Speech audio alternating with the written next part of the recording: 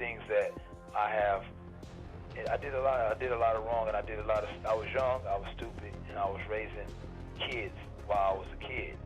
As it was determined by the then adjusted law in the state of Nebraska, Jarrell ended up in a juvenile trial because of his age. He was accused of a minor crime with a charge on a robbery attempt. Since he indeed didn't pull any trigger, he was sent to a youth detention center in which he would stay until he turned 19, when he would gain probation. It was determined in trial that Jarrell had to get psychological treatment while in detention in order to be rehabilitated. That didn't work, however, since Jarrell continued to have troubles with the law and involved himself with sketchy people. For instance, he managed to escape once in 2019 to South Dakota and ended up being charged with rape afterwards. Nowadays, he's facing prison as an adult in South Dakota, and there isn't much information on how much longer he'll be in there.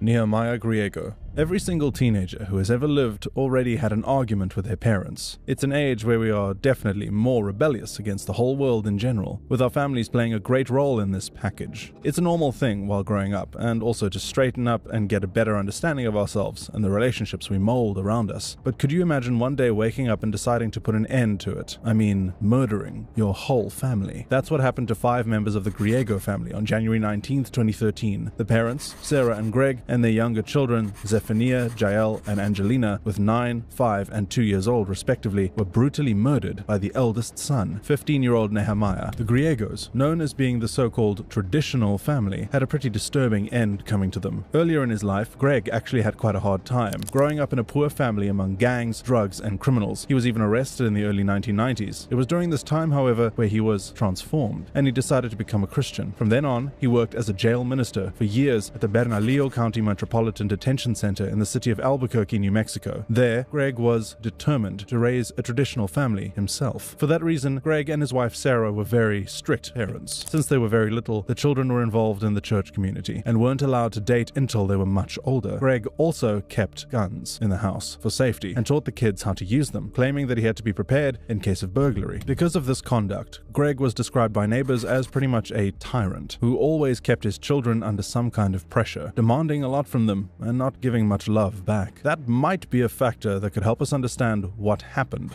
on the 19th of January 2013. It was nighttime when Nehemiah picked up his father's .22 caliber rifle and went into his parents' bedroom. Since Greg was working, Nehemiah only found his mother sleeping. The boy aimed the gun and shot his own mother in the head. He then took a picture of the scene and sent it to his secret 12-year-old girlfriend, while Zephaniah, awoken by the sound of the gunshot, headed towards his parents' bedroom, asking Nehemiah what was going on. Nehemiah then calmly informed him that he just shot their mother.